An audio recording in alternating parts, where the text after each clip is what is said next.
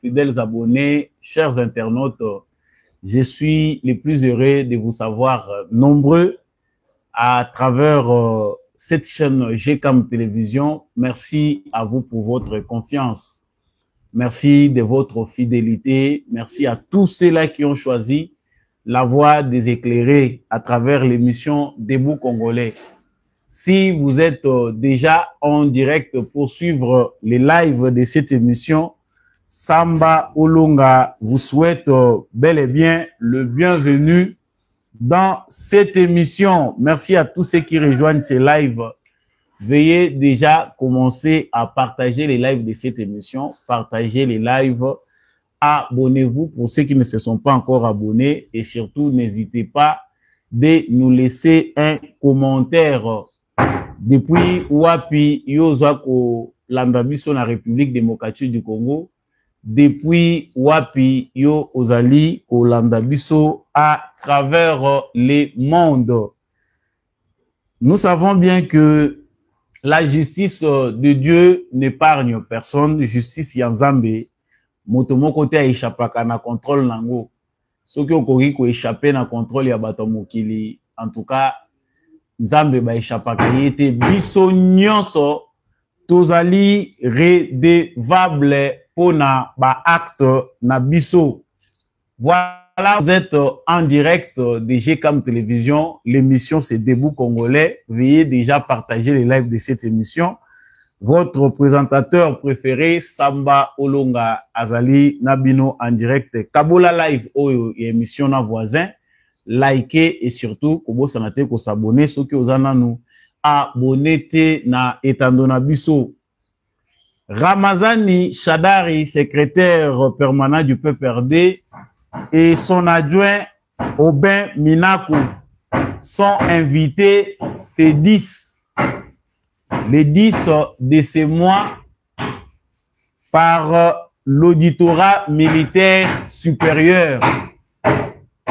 Kuebi malamu ete bakabiliste batenaki ba propos ebele, ba propos bango batenaki ezalaki concernant situation la République démocratique du Congo concernant sortie il y a Joseph Kabila. Mais maintenant là, l'auditorat militaire, après les ministres de l'Intérieur, c'est au tour de l'auditorat militaire, Obengisa, Monsieur Ramazani Shadari, secrétaire permanent du PPRD, et son adjoint Aubin Minakou. On a écrit les motifs. Motif ezali ko éclairer justice. Motif yango wana oyo bango bakomi. Toko lobelango na kati émission oyo. Est-ce que mabe ezali? Pourquoi ces deux citoyens congolais sont invités par la justice? Bolanda ki émission na ngai à la fois passée. Pourquoi l'auditorat militaire est obligé à kobengisa ba individu wana mibale? Toko lobelango sikawa na cadre ya émission na biso. De la même manière, Abed Donatien Cholepe azalaki mokolo ya lobby devant Jacquemaine Chabani, ministre ya intérieur ya République démocratique du Congo. Naye masolo basolo laki ezalaki ba preuve bazalaki kozela pour que Donatien chez le Amema liboso ya ministre intérieur ba preuve eza ko soutenir ba allégation naie selon lesquelles les swahiliphones sont en danger ou sont menacés dans certains coins de la République démocratique du Congo. En tout cas, selon les sources proches du ministère de l'Intérieur, aucune preuve moko emonanité. Toko lobelango na kati émission oyo. Dans cette émission, nous allons parler de ces débats qui continuent. L'administration Trump a approuvé la demande, pas approuvé, mais ils ont apprécié la demande du président Félix Tshisekedi pour discuter sur un éventuel accord d'échange sur les minéraux stratégiques et la sécurité en République démocratique du Congo. L'administration de Donald Trump soutient pleinement le peuple congolais ainsi que la souveraineté de l'intégrité territoriale. C'est ce que disent la secrétaire, ceux qui ont commis des crimes doivent être jugés pour leurs crimes. Et ils insistent sur l'application du processus de Luanda. Ça vient des États-Unis d'Amérique. Que reste-t-il de cette proposition de Félix Tshisekedi à Donald Trump? Nini o etikali yakosala pour que Félix Tshisekedi et l'administration Trump harmonisent les points de vue. Dans cette émission, nous allons dire ce qui se passe. Nous allons essayer de vous dire Nini ezali na kati ya koleka. Pourquoi il y a tant d'agitation? Et qu'est-ce qui attend Tshisekedi dans les jours prochains par rapport aux États-Unis d'Amérique? Et avant de terminer notre émission, Tokolobela Makambouya Luxembourg, ces petits pays de l'Europe qui avaient bloqué les sanctions contre le Rwanda est en train maintenant de nier. Luxembourg, sous pression, chef de la diplomatie na bango, Xavier Bettel, a lobby bango ba bloqué te ba sanctions contre le Rwanda.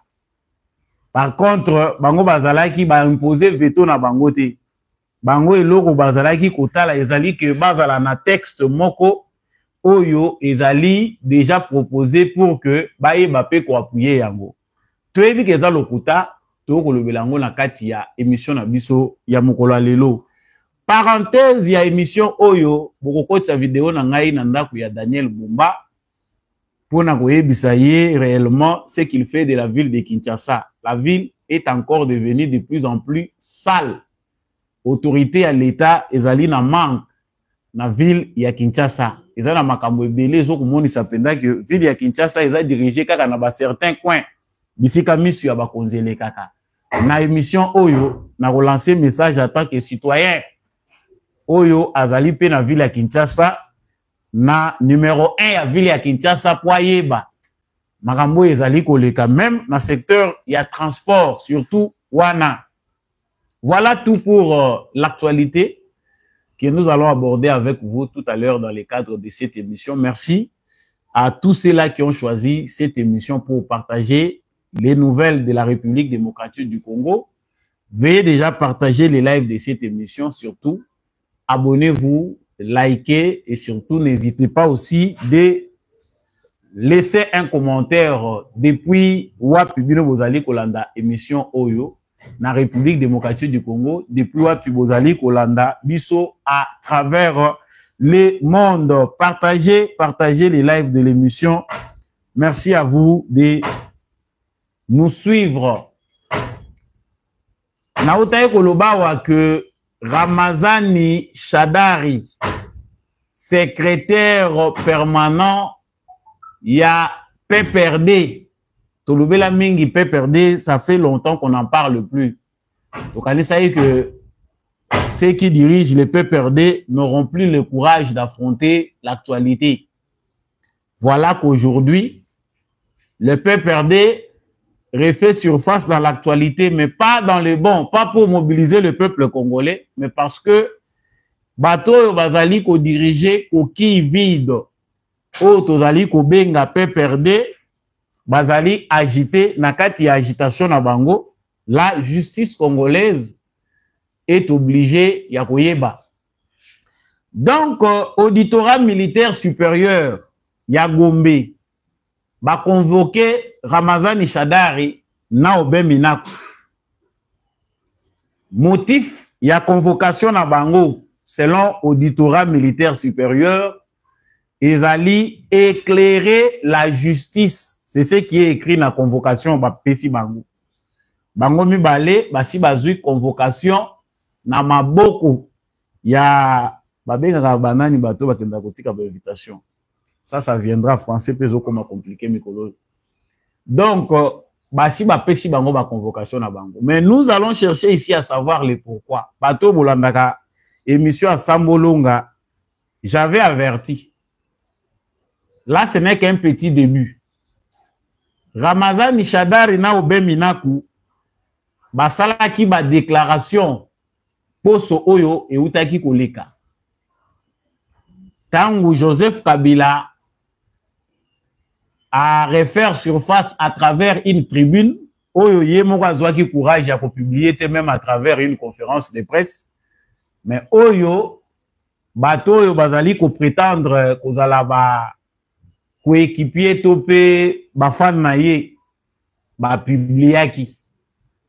Après la publication de cette tribune de Joseph Kabila, tomoni agitation makasi côté ya batu ya PPRD. Et il n'y a pas eu seulement cette agitation, mais tout le monde que bato nyonso bazali kozela bazela kaka moi quelque chose. Moi mbongo écoute la bango via Kabila bazonga qui en activité.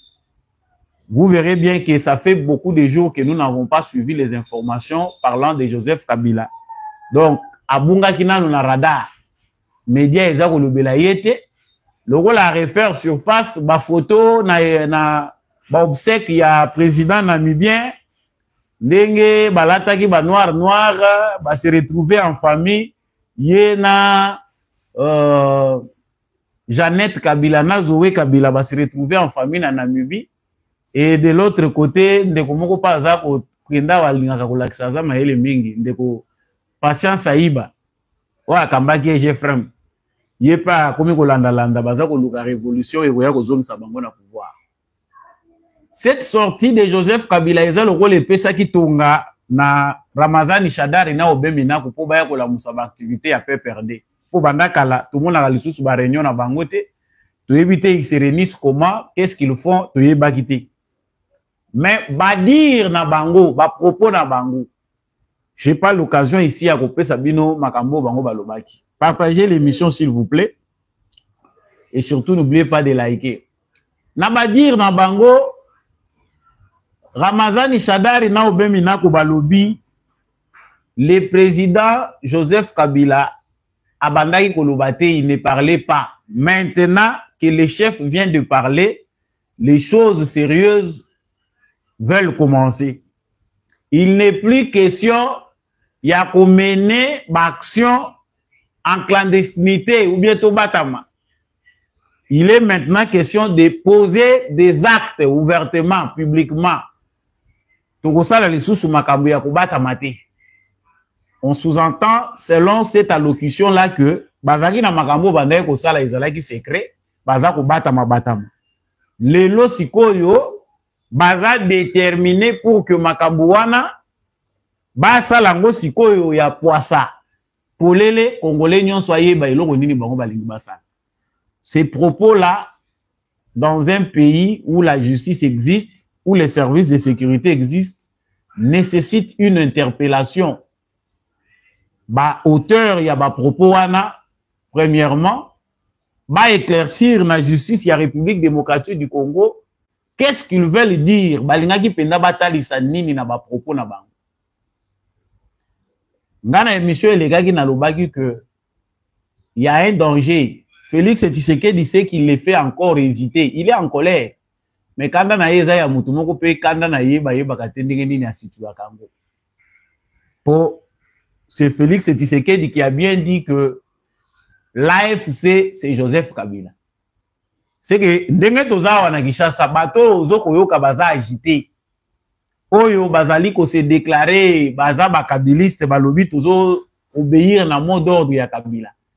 Logiquement, automatiquement, partant des propos du président Félix Tshisekedi, Emmanuel Ramazani Shadari, Obé Minaku et tous les autres qui s'agitent dans les médias font partie de ces mouvements-là. Oyo Yabananga. Même si ouvertement, il n'y a pas encore clairement ou bien il n'y a pas encore de preuves visibles qui peuvent pousser la justice à les poursuivre dans ce sens-là. Mais tout est bien qu'il y a un cadre logique. Si Félix Tshisekedi a des renseignements vrais,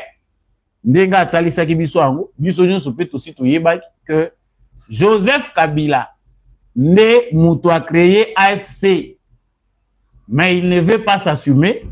En tout cas, Ramazani Shadari na obemina kubazana kati. Mais si na lobaki eloko moko awa biso minoko etoboka toyaka kolobaka makambo ngo mais batu pe bazonga kana bango simate. Pour dire que il y aura encore d'autres arrestations. Félix Tshisekedi Omoni a libéré Bato. Va libérer grâce présidentielle. Bato va libérer. Baza ko interpréter en manière na bango. Balobi que Félix Tshisekedi par peur. Le rôle à Yoki qui a eu pression ya Nanga, Nakagame, alinga perdre le pouvoir. Yango amoni qu'il faut libérer les prisonniers politiques. Chacun interprète à sa manière. Mais ce que nous savons, c'est que les prisonniers Moussousou, et ils vont chercher comment renégocier pour retourner au pays. Ça n'engage que le Tshisekedi est ouvert. Lobby qui va s'écrire sur réconciliation, a la porte, baya kozonga. Ndenge asalaki yango précocement de faire rentrer ces gens ici. Oh, lelo babaluki. Tshisekedi a commis dictateur. Babotolaki au passeport na o yango. Ozalaki exilé, zonga na mboka. Sans tenir compte ya ba état d'âme na bango. Sans tenir compte ya oyo bango bakoko ya kosala. Lelo yo, ils ne savent pas tirer bénéfice ou nous dire même un seul point positif. Ya Tshisekedi ndenge azali ko kambela mboka. Ils ne peuvent pas nous dire ça. Si vous avez Ramazani Chadari na Obeminako, Makambo Tozoko Lobango Tozo insister. D'abord, premièrement, je félicite l'armée parce que Tomoni bataillon Batindi Touroyo pour la opération à Bomobondo, ils ont truqué. Ils allaient na ba aventurier te oyo bakendaka kosa l'aventure kuna. Cette fois-ci, je ne sais pas, je ne peux pas citer les noms ya Mouto Azo commandé l'action kuna. Mais Mouto Azo commandé na moment oyo l'action contre Mobondo. Félicitations à lui. Il est vraiment dans les bons. Oso bino tozo tanga bakomba wa tu féliciter Kongola lingaka na félicitations te. Nde balobi baby ça. Suka ko baby ça. Mais à la différence des opérations qui ont été menées l'autre fois. Nous avons dénoncé ici que mon opération à Mobondo, ça s'est fait, chef coutumier, certains responsables de l'armée qu'on envoie là-bas, bazali corrompus pour que batika eloko ane bota mazita e comme amunene. Bazali ko relier ba élément Congo central, Grand Bandundu, pour na kolinga ko renforcer mouvement wana et comment incontrôlé. Mais chaque fois qu'on disait ça, ils ont les kanaka le quoi na moupepe. Combien de fois on a envoyé? Toza na ba force spéciale na Kinshasa. Tozali na ba drone ya surveillance. Toza na ba outils sophistiqués. Oyo que ceux qui balandeli batouana nyonso ba ko déstabiliser bango. Mais certains complices au sein de l'armée ont travaillé de sorte à ce que Balali sa président Pongi yo vandi na Kinshasa aux autres dirigeants partis à Kinshasa. Mais à l'est de la ville de Kinshasa, on crée une insécurité. Objectif na bango parce que awa ba réunion ya pe perdre bazongi laki kokota selon na matoi o biso to yebi o bango baza ko bongisa ba réunion oyo bango bazongisa ki ya ba jeune baza ko zwa ba contact.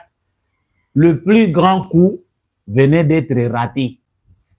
Coup oyo bimisaki Kabila place à Batamaki ba raté ango parce qu'il y a beaucoup d'argent.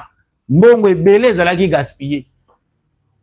Mbongo ebele, tant que zolo mbongo ebele, c'est qu'ils ont misé gros. Baye bagi déjà que eko beta na est et beti na Kinshasa qui seke dia pakati mbang. Wana biso ba mususu oyo to komi ba ennemi.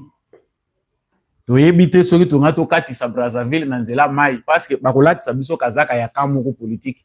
Ndenge bazo massacrer bandeko na biso mususu des innocents.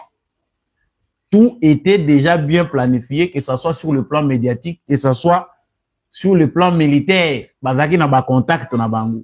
Et no moment où tozo ko loboyo, ba musu bazo ko luka bakima. Mais fuite na yo militaire, yo zo mona ngo eza facile. Okobimate.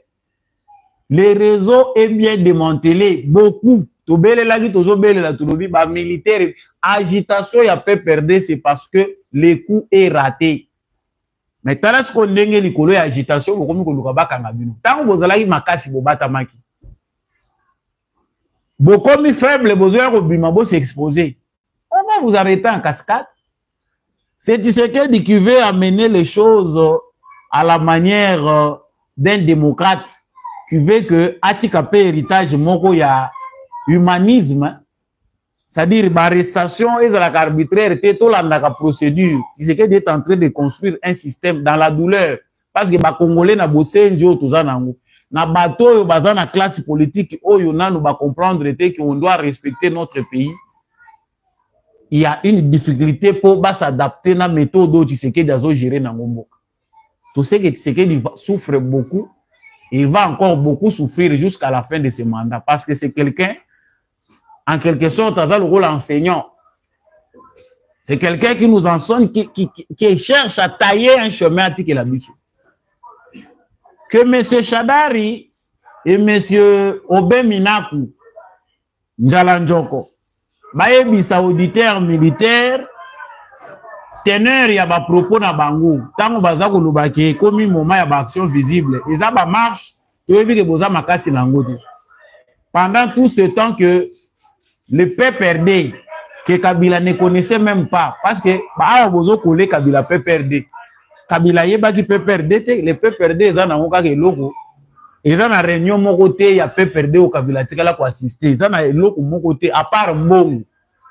Oyo bolia ki Kabila tia ya ko fongola misu. Il y a rien là que Kabila maîtrise du PPRD. Mais Baramazani Shadari oyo ba Nemi baba Obeminaku Nehemi yango mikolo pa azomona na te toyebi te soka ake wapi. Azo préparer payer payer abanda ya ye na kinkole ou bien ndenge ni toyebi te. Maintenant aujourd'hui non te tozolinga to mener ba action. Il faut sikoyo ba action elinge banda. Mais monsieur Shadari oublie que dans ces pays ils étaient tout flamme, tout feu. On ne peut pas nous intimider. On ne peut pas nous intimider. C'est dans ces mêmes pays ici, où il y a des victimes, il y a dictature, il y a Tshisekedi. Dans ces mêmes pays, nous avons vu des gens très arrogants vis-à-vis d'un président de la République nouvellement élu. Il faut ça la kaka au biso to lingi. Mukolo bazui décision balobi qu'il faut bâtir pas pour ça. Mboke kamba makaboete monstre à double tête. Ba mususu ba kenda ba réunion na kingakati pour déstabiliser, détruire. C'est comme si le moni bakabiliste bazina no compréhension à malamu te ya ce qui est Tshisekedi. Bakabiliste nanu batirer leçon te ya Tshisekedi. Pour ceux qui bakabiliste bazalaki batu bazana moi batikali ata na moi ndambu ya quelque chose de spirituel. Moi bonzambe etikali ata muke kati na bango. Dès na moment bayebi que non muto biso tozo sakana na etala makambo asala ki biso. Tshisekedi a commencé à diriger ce pays, la République démocratique du Congo. C'est comme Moutoumoko a effacé, on dirait, Azana et Loazo Salati. Tout le monde criait, les journalistes et Moussous va traiter président des postiches. Mais aujourd'hui, vous pensez que cet individu-là est si faible que vous allez faire un coup d'État à Kinshasa, Bozongi na pouvoir. Ba ambition est la kanango logique, mais en abandoto Moussous pe, et la kanango ba illusion. Au salindo tope vi mobimba. Ils ont une illusion. Ça n'aura rien à voir avec la vérité. Nous, ce que nous attendons, c'est que Tshisekedi comprenne aussi que, à l'ère d'Internet, à l'ère des réseaux sociaux, dans un contexte comme celui-ci, la démocratie doit s'adapter aux réalités du pays et au contexte mondial. Même les vieilles démocraties sont en train de redéfinir de nouveaux paradigmes. Il y a gestion démocratique. Aujourd'hui, en France, ils ont décrié la dictature. En Amérique, c'est que la méthode la modèle. Ils ont revu. Il y a beaucoup de choses qu'il faut revoir. La liberté,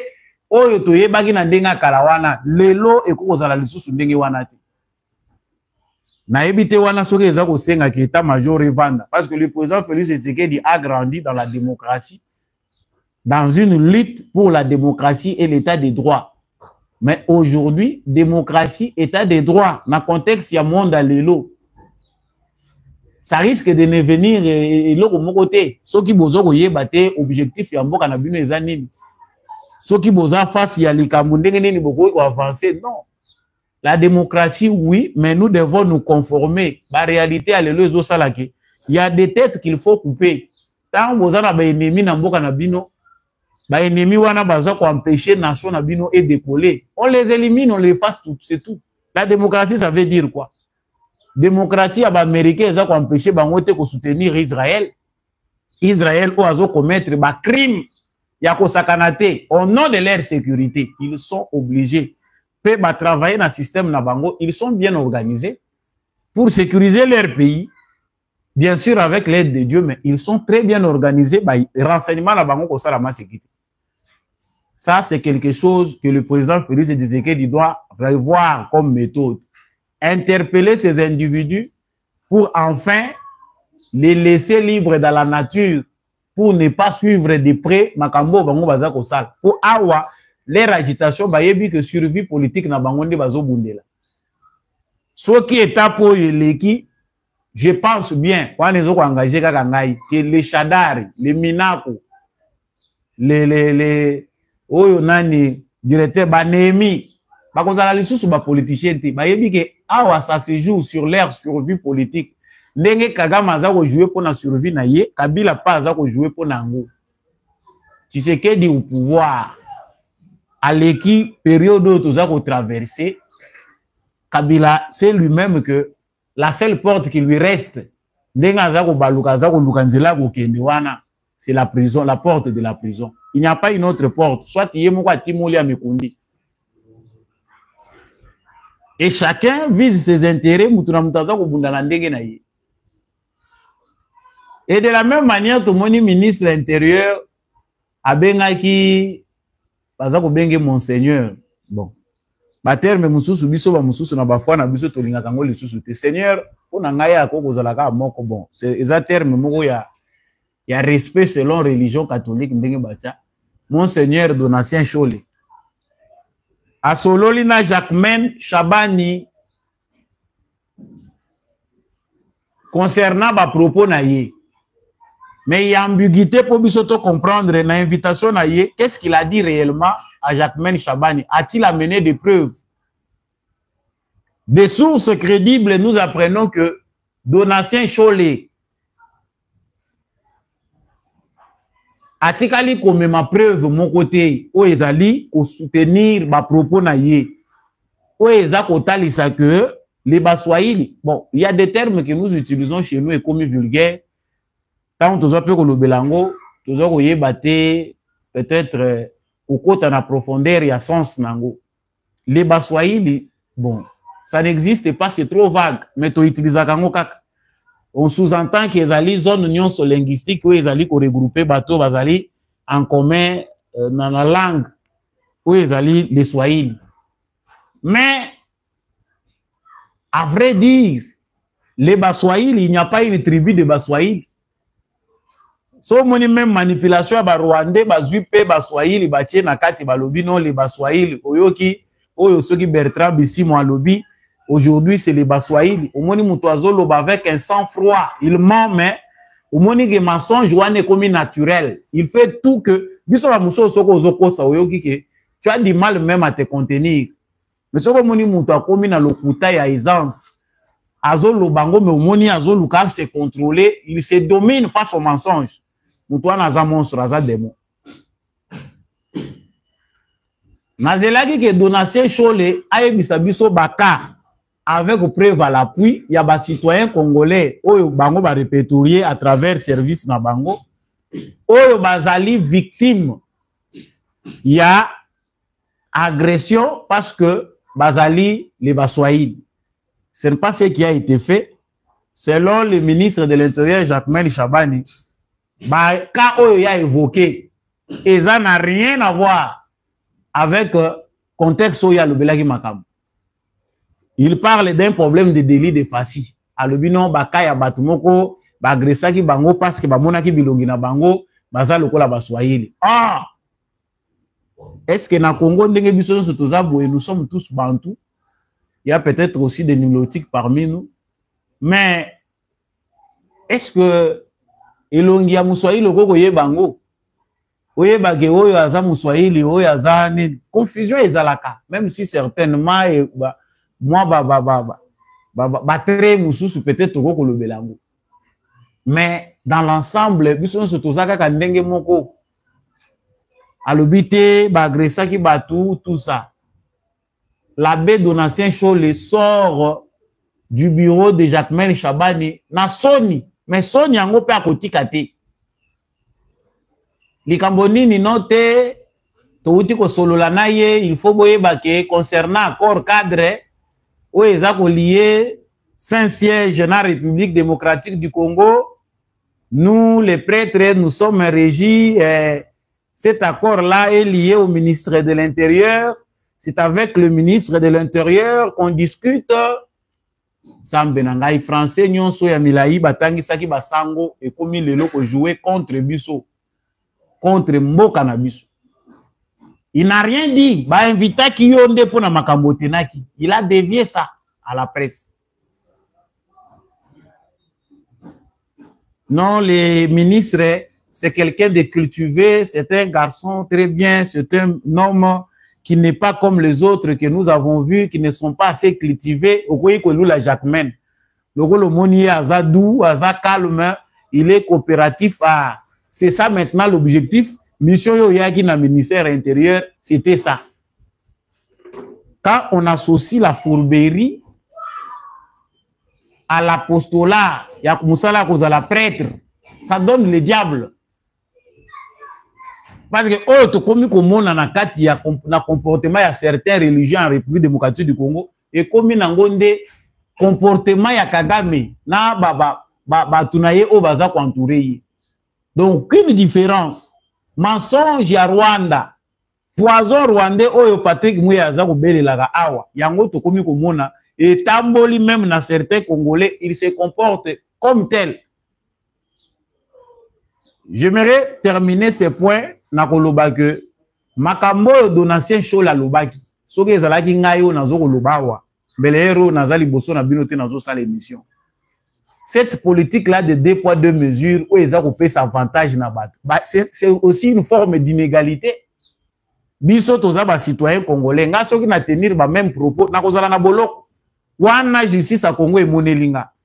Cet accord là cadre entre les Saint-Sièges, le Vatican et la République démocratique du Congo ne donne pas, n'accorde pas des immunités aux prêtres et évêques pour base à la poursuivabilité. Comment voulez-vous que des gens pensent que Bango, Bazali, Bazo faire partie de bateau pour commettre des infractions en Boka? Donc, lorsqu'ils commettent des infractions en toute impunité, ils pensent qu'ils sont protégés par l'accord cadre avec les Saint-Sièges. Non, c'est absurde. Nous avons des lois établies, bisognon sur les Congolais, nous avons des droits et des devoirs. Donc, ni ne liko lokola prêtre yé akoyi koya kocha venin na kati na biso batiki yé, parce que c'est un prêtre, il est lié à l'accord avec les Saint-Sièges. Ceux qui ont biso ba mususu ba Congolais bakangi yo batie na prison. C'est 2 poids 2 mesures. Justice na biso ezo bima vulnérable face à une catégorie de citoyens qui se sont déjà créés une immunité, ba créé déjà forme moko ya résistance, ba komi pe na rapport de force na bango. Ils sont prêts aujourd'hui, selon bango de baza ko mona, donc baza pe na makasi ya ko benga na président moko na pouvoir. Non. Non, non, non et non. On en a quand même assez, ce n'est pas de cette façon-là que le pays doit être dirigé. Tout le monde, bisognon soba congolais, toza égaux, premièrement, en droit et en devoir. Après, ba titre na biso ezali ko ya kolanda biso. Na ba immunité eza ko accompagner. Chole c'est qui, Ambongo c'est qui? Le même bêtise, nous les avons vécu avec Fridolin Ambongo. Il vient, il nous dit, il dit à partir du Vatican, à haute voix, na presse internationale, na chaîne Mogoya Vatican, le cardinal Fridolin Ambongo confirme que la République démocratique du Congo collabore avec des groupes armés, y compris les FDLR. Vous imaginez? A confirmé à lobby, a commis awa, a commis que ça l'assemblant local a propos na yeza ya yete. Non, on a mal traduit ce que moi j'ai parlé, ce que j'ai dit en italien, ce n'était pas ça. On a détérioré le sens à Zubiso lokola babourik. Tant qu'on a moni pression que makambo lobby est grave et qu'on y ko memaye na justice a kokakobima nangote. asengi audience c'est pas Tshisekedi. Le même Tshisekedi qu'il combat, asengi audience c'est pas Tshisekedi. Le même cardinal Fridolin Ambongo qui pas Tshisekedi. Il sait, politiquement parlant, ça s'est dit, ça génué. Hein. Asengi audience noté, il faut que je rencontre le président de la République. Akutanina Tshisekedi. Tamazobima, et comme le rôle à Mouta, outil devant justice, à Outaki Samba. Non, nous sommes entendus, on a bien compris que ce qui sépare les relèves de malentendus et nous avons essayé d'aplanir des divergences. Le rôle français à Bassango et Sengakaoupe, ça m'a nuance, au ça bien. Mais aujourd'hui, c'est comme si les prêtres n'ont pas encore tiré des leçons. La justice congolaise ne doit pas faire passer ses bévues. Et ça, c'est une haute trahison. Quand les prêtres continuent à utiliser leur position, dans le contexte, il y a dictature, basi babomio. Dans le contexte, il y a dictature, basi babomio. Tokozo ngate ase poto lobela makambo mubutu asalia wana ba prêtre. Ndenge ni bazaye koyoka nati. Immixtion na ba affaire politique. Soudo na ba pays mususu tozo mona ba cardinal bazo kanga bango. Baza ko traduire bango la justice. Pourquoi la justice congolaise est incapable sur base de faits vérifiables au bisoso toza ko mona o kanga ba prêtre oyo bazali ko se mêler na ba affaire politique, bazali ko diviser ba congolais. Ce sont des faits graves. Makambo donatien show la lobby et koki ko créer série mususu ya ba événement et koki ko créer ba guerre civile, ko créer ba problème. Non. Ce qui biso to continuer ko kambandenge wana ezali mwa pasi mingi. L'actualité continue. Na likambo eza ko vanda bato ba ini ya Congo awa na Kingu. Likambo ya accord oyo ya Félix Tshisekedi na Donald Trump. Bon eza ya accord ya Congo na États-Unis. Eza ko continuer na ebisi bino ngai mwa santé dérangeant ki nazolo belango pe na bazuita ya ko lobelango mingi te. Mais façon oyo toza ko landa ndenge nini c'est les Congolais tozali ko se comporter, on sent qu'il y a vraiment des gens, des Congolais qui ont déjà choisi de sacrifier ce pays. Makambo Tshisekedi azako sala vana loba makambo ezako ya liboso. Makambo Tshisekedi azo sala ya bakor oyo ce qu'il a proposé. Toyebi ke zo sala passe po bato bazelaki ke nanga ya Kinshasa ba monike Tshisekedi a ko kata mai na source. Moyen bazelango su koto ezate bake ko katela likambu kuna likolo yango zoyoka ba yini Tshisekedi makasi. Je me pose seulement la question. Nous avons aujourd'hui des outils qui nous permettent de vérifier les informations, même des siècles passés. Aujourd'hui, Internet est là, va monter à la recherche chez eux. Il y a des pays qui sont passés par là. L'Arabie Saoudite est un pays qui avait beaucoup de pétrole. Insécurité à Kosakanati. Ils ont jugé bon à 1945.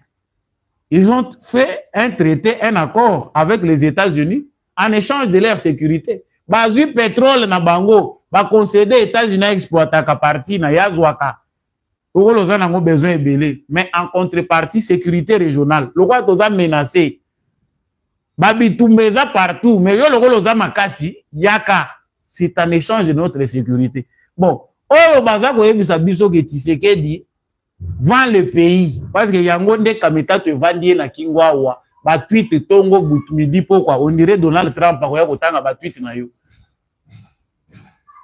Non, et aller tromper, les mines sont à majorité entre les mains des Chinois et c'est une escroquerie honteuse.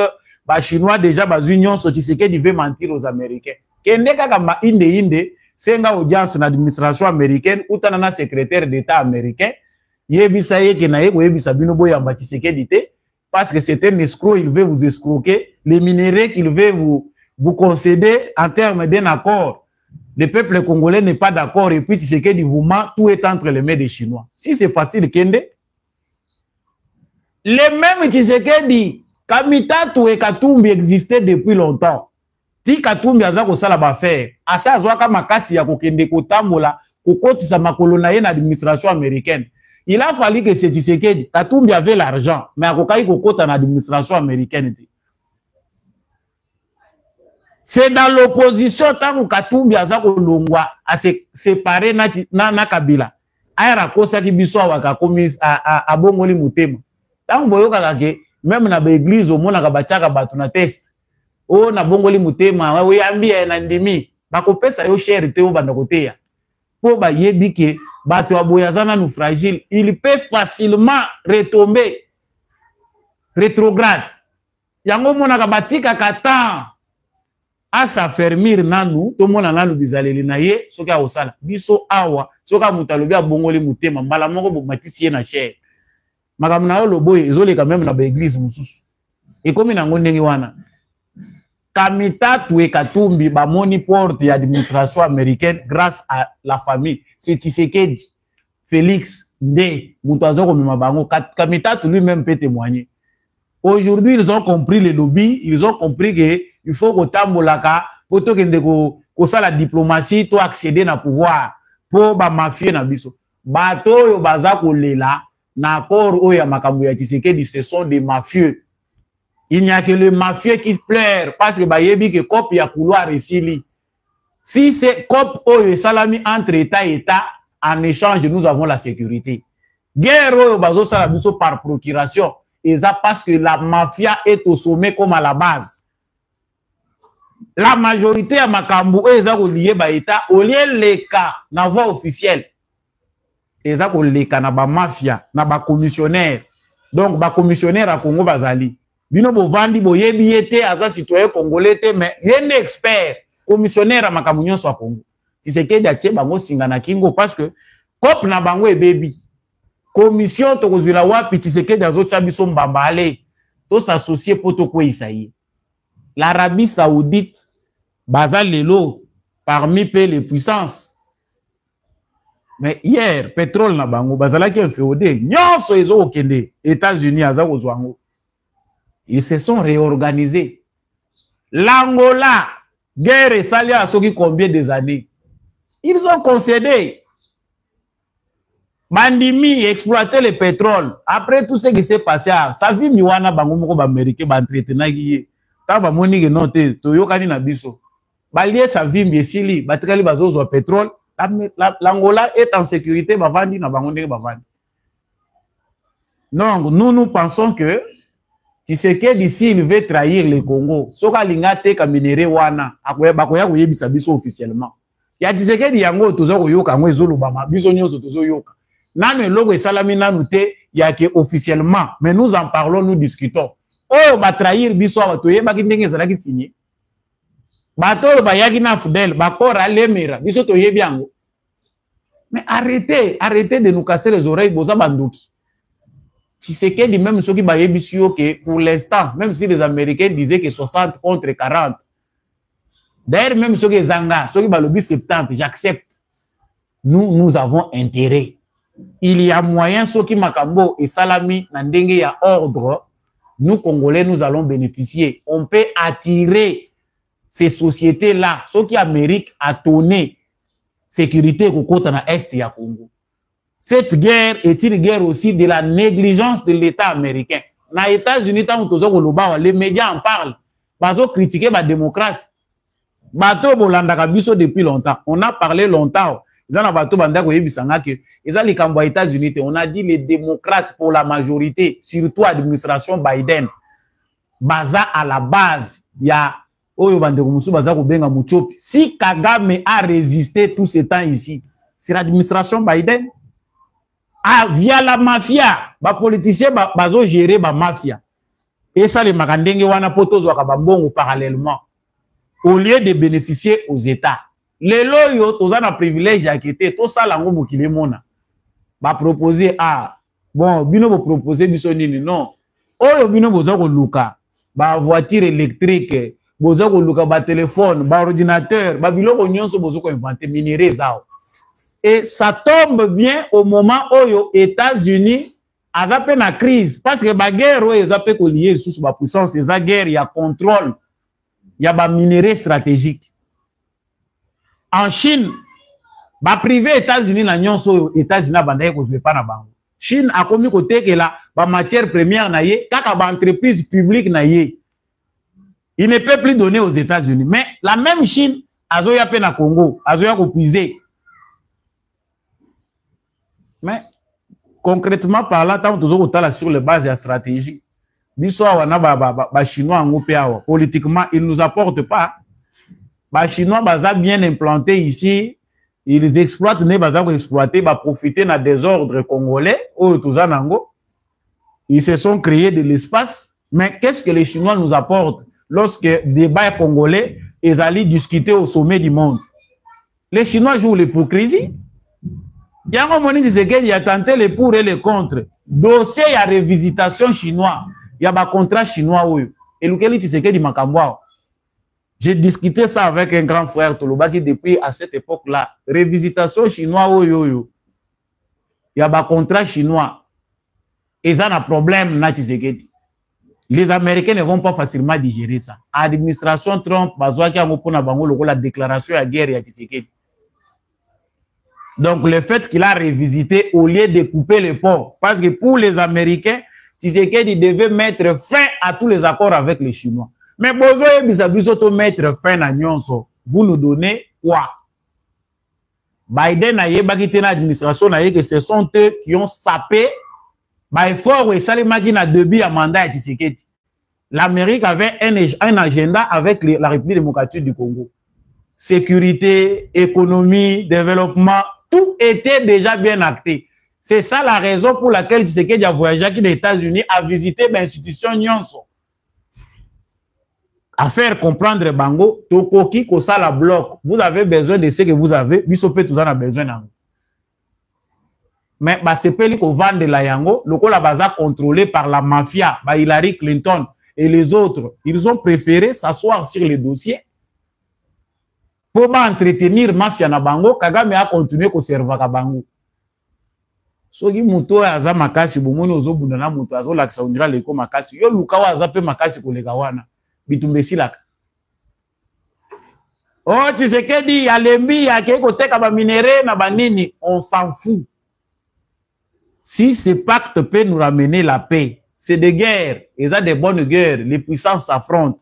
Mais Tshisekedi aza na sagesse moko ezope ses pouvoirs moko fédérateur. Il peut collaborer en même temps. Aza ko solola na ba chinois, aza ko solola na ba russe, aza pe ko tia ba américain parce que ba américain faut ko pesa bango place na bango. Yo awa nanu réussir nanu te ko respecter bien public. Nanu oyebite que il faut ko boire ka ba bouteille ya plastique na kati ya niveau te. Niveau eza nanu préliminaire wana niveau de base. Okomi yango te. Osokomi niveau à likolo lingi mboka na yo ba considérer ngo lokola ya ba puissant. Tokola, organisons-nous à l'interne si nous voulons devenir comme les États-Unis pour tout terminer la bango.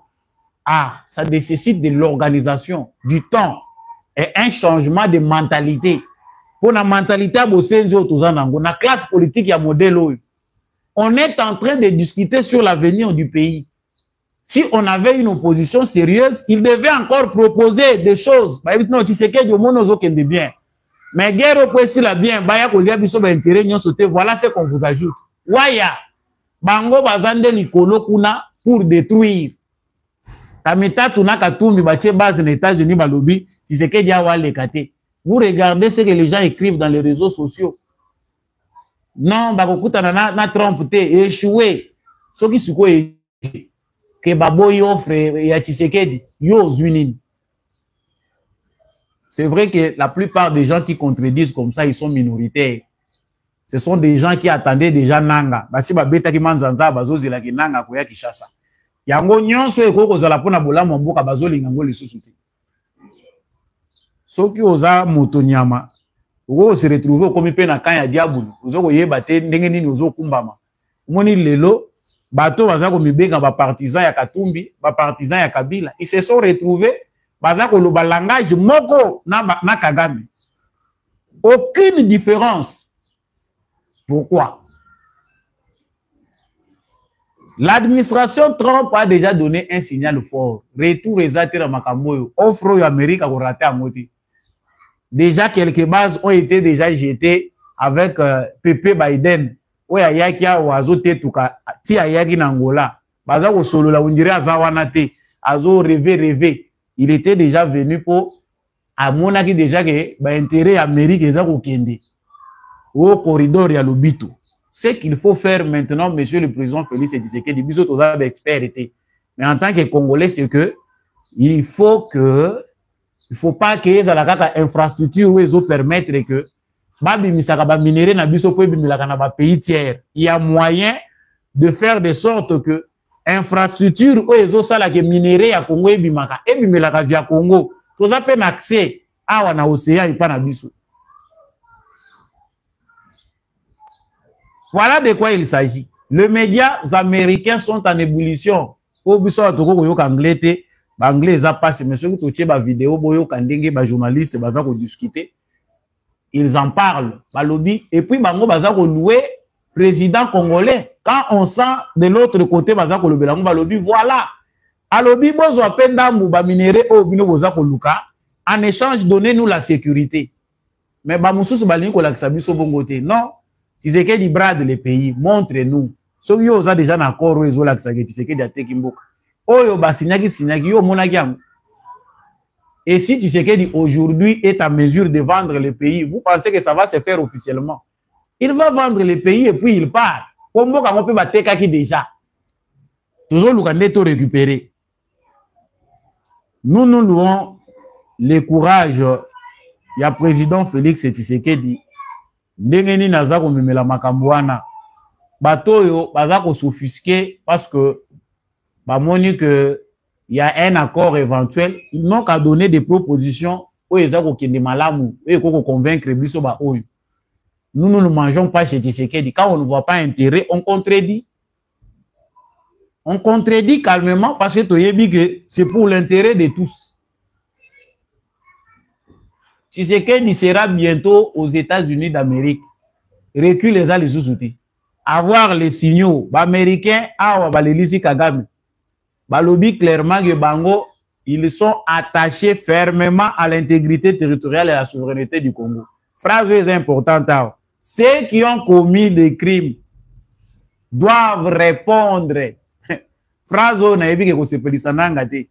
Boza basenzi. Parce que ceux qui moutou, à Salama Penda Peya solo, pour na cause la corriger, peut même sur base ya makamunde komuninga akutani nango. Mbele bananga bazana zambati.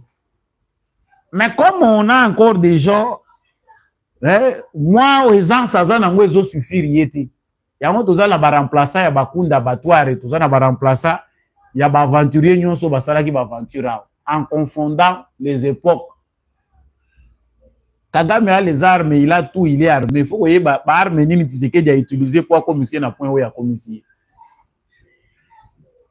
La porte de la CPI sera bientôt ouverte. Tribunal, il y a République démocratique du Congo, tribunal spécial pour la RDC. Parce qu'il faut un tribunal spécial pour le dossier à Congo et l'équipe. Oyo nyonso ba bomba ba placard. Oyo Kagame ba vande laki. Parce que ba touti oyo ba vanda na Nations Unies. Oyo Kagame a kotisa na système. A limoger représentant na Nations Unies pour nani. Ya zo kanisa kaze incompétent, jo kande eza fin ya mensonge du siècle. Son représentant aujourd'hui est mal à l'aise, il doit demander l'asile pour yebi que soki na kiti na ngai na Rwanda ba ko bomanga. Les affaires na yeta zangi ba argument, la vérité a déjà éclaté au grand jour. Je ne peux plus rien pour vous, na ko sa la bino et l'autre côté. Balobi processus les amoko et sengeli bo respecter, c'est le processus de Luanda.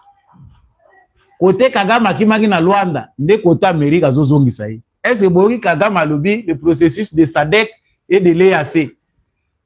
Parce que tout type ceux qui banilotique basali club na bango. Ya président oya zaka biseka seka. Na Museveni, na Kagame basali club ya résistance. Balobi note to créer Goma na Bukavu, to pesa ngo statut moko particulier, to luka ndenge nini. Tshisekedi fois dialoguer na M23. Tshisekedi a visé loin. Na yebi bino côté Bouta. Nazo zonga nde kuna côté Bouta wana. Nde côté nazo kene kokatela bino pema. Awa pema za mukuse ke Museveni et Kagame aille aussi convaincre à l'air tout le Trump. Au lieu de contredire Tshisekedi boyebi sa ba mettre na bino. États-Unis eza musika te bazana ba avion. Bango pe bazwa ba avion ba kende ko convaincre. bayebisa Trump ke tika bato bakufa na este ya Congo, tika Tshisekedi na za tetu Tshisekedi alongo. Bosakanaka. Il y a un temps pour toutes choses. Et l'oro nini si la kate. Et l'oro nini mou les obètes aussi là. Mutukutu anoni akufi. Et l'oro nini obino bo monige musuni yango esi la kate ato lié lengiti oko baete. Comprenez qui veut, chers téléspectateurs. Et pendant ce temps, la pression monte. Je profite ici pour féliciter diaspora congolaise où ils sont debout. Ba distraité oyo baza kolandelaka concert. C'est vrai qu'il y a un moment pe esprit ezaka besoin. Il y a kozala détendu. Il faut payer moi concert, bozana bino pe na torté mais ele kebele te moment où biso ba congolais toza distraction il faut ezala 1%, 99%, il faut toute énergie na biso pour na défendre mboka. Mais on voit que les manifestations qui ont éclaté de partout à l'intérieur comme à l'extérieur ont produit mboko yo muke Luxembourg baza na droit de veto na bango na Union européenne. Ba bloquer ba sanction, ba lingite ke ba sanctionner Rwanda na Union européenne. Parlement européen ici endimi. Il faut ba voter oui pour les sanctions. Et comme une commission pek ba vandeli. Yango Thierry Mariani, le français député au Parlement européen Azapia na Congo. A lobby accueilli pour enquêter à l'Andelaïe pourquoi Luxembourg a bloqué Oyezali sanctions il y a l'Union européenne contre le Rwanda. À découvrir que Moni Kagame Oyo batu baza ko chanter. Vous verrez batu baza ko exemple ya Kagame. Géant au pied d'argile, yozo exemple. Yozo landa ki géant a telemi likolo e lokote. Makolo wana ezalo ko eza argile, soki bo betika kaka mo e loko bwe. Géant wana ko kweya. Luxembourg nzoka baza na dossier moko soki ya makambo ya finance, soki ya centre moko nini batonga na Kigali. Ba finança ba tcha mbongo na bango kuna. Donc ils font partie des receleurs. Le rôle de l'entreprise na bango wana tcha mbongo kuna. Ce sont ces entreprises là batali ba moni ba intérêt na bango ba lobité. Ceux qui to sanctionner Kagame biso ba intérêt na biso ezakuna. Mutakala na bino to lobaki ko bima polele. Vous êtes aujourd'hui tout nu na bosenzi na bino. Si Kagame a des choses qu'il doit dire, qu'il doit publier contre Batunaye, c'est le moment. Nakomi ko yemba ndenge ba yemba kawa na bana na balabala soki balingi babunda. Satan, otela bango, babunda, babeta na bango. Ceux qui prient, moi je vous dis, vos prières sont efficaces. Tant que Nzambe kotela bango molimo en confusion. Voilà la confusion entre bakobeta na mitu. Et les Européens seront les grands perdants. Si biso moko toza responsable, les Européens risquent de risquer gros. Boko batala ngona fenêtre. Na makambo ko lao. Luxembourg a komi ko se justifier balobi non biso to banaye ko zelande texte. Ce qui texte moko ezalaki déjà proposé. Texte wana nde biso pe tulungaki to approuver, tulungaki to voter. Mais biso to imposer veto na biso te pona ko empêcher ba sanction. Bozo samba na nani mboka ngope mukiao. Qu'est-ce qu'il y a chez vous? Mais bozo foutande mabe oyo bino bosali. Chers Congolais, ne baissez pas. Congolais du nord, du sud, de l'est et de l'ouest. Bandego boza na Belgique, oza la député, oza français, oza li belge, oza suisse. Partout où vous êtes Congolais, le Congo c'est ça dans le sang d'abord. Ata botami kuna yebisa bana na yo. Tu sais ce qu'il faut la force de certains États. Ba juif ba tondi na États-Unis hein, ba lingaka koyoka te ba sakana na mboka na bango. Ba zwa politique étrangère ya États-Unis en otage. Soko zo yoka ki Amerika meka alingaka kotika Israël te. Ba yebi force ya Israël na kati ya États-Unis. La nation est sacrée, la patrie reste sacrée. Ata ozwi ba nationalité ya papier komi 5 entassé en boyi. Yebe esika koko na yo azalaki esika ni na yo ezali na baile na yo nde yango wana. Ça c'est comme ça. Soko ze pa batu ata balingi yo lelo lobby ba ko rappeler yo ba origine na yo. Est-ce que kuna okendaka te? On va te rappeler Mais il y a des gens qui pensent que, en fuyant ces pays, vous avez fui tous les maux. Tant qu'on voit que beta biso masasi, ata obeti kara, ata okekoyoka ngona balabalo lubina landango na TVT et ko soyo. Mobilisons-nous pour la cause du pays. Bomoni ke na bamboka ya minene na ya mike, bakomi ko chama boko boye, o les mains. Biso toyebi makambo wana te, biso tolingi te ke bakabola Congo, biso tolingi intégrité territoriale ya Congo ezala respecter. Nous devons mettre de la pression jusqu'à ce qu'ils comprennent que il faut bâtir Kamboko libre. Et le reste, éliminer tous les bassins que j'appelle. Je sais que le terme est choquant. Vous allez m'en excuser, mais tous les bassins en politique, ces voyous qui sont en politique, en cravate, qui pensent que le pays doit aller d'instabilité en instabilité pour se retrouver de manière médiocre. Ces voyous-là ne méritent plus d'être au sein de la classe politique. Monsieur le président Félix Tshisekedi dit que aux alliés dont bénis pour le Congo, alors que l'ingaka consensus et les les missionnaires, ils travaillent par rapport à la mission. Ba compromis parce que l'équipe est handicapé au marche. Ou est que la biso sous problème et belé à ma carte to résoudre. Biso to yebi que béton, ciment, fondation et zandeyo. Ce que nous autres, nous attendons de Tshisekedi, c'est un immeuble et milaïté. C'est un État sérieux, respecté dans le monde. Mboka bandimi na indépendance nango. Ah, c'est ce qu'on attend. Pour le reste, même ceux qui a tongeli biso 20 stades, immeuble, si le ciment d'un État respecté n'est pas bien assis, tozo magana casa départ. Ceux qui te résoudre les problèmes à sécurité. Ceux qui disent que d'article biso ba institution stable, ça va nous servir à quoi? Bandeko télévisé zangonga lelo na zubino temps ebele. Merci na bandeko nyonso bozo pona kolanda biso. Tu as dit que l'actualité de la République démocratique du Congo n'est pas toujours digérable à chaque instant. Et ça na makambo o ezo énervé biso, nous sous ezo révolté biso, mais moi je souhaite davantage qu'on soit pour l'instant révolté pour la cause de notre pays. Merci à l'équipe technique d'Ndekumbi Achako qui m'a accompagné pour que cette émission vous parvienne. Matondo Mingi n'apôtre Gérard Kabeachovo, na l'homme de la vérité des urnes. Jean-Louis Timbalanga, Papa Maurice Kikangala, merci à Papa Michel Lumakaso, Papa Boniface Mpunga, Papa Freddy Ngwama, Papa Paulin Chika, Mama Rose Sirikari, Mama Bilbilonda, Mama Lisette Mumbendu, Pe Baenyon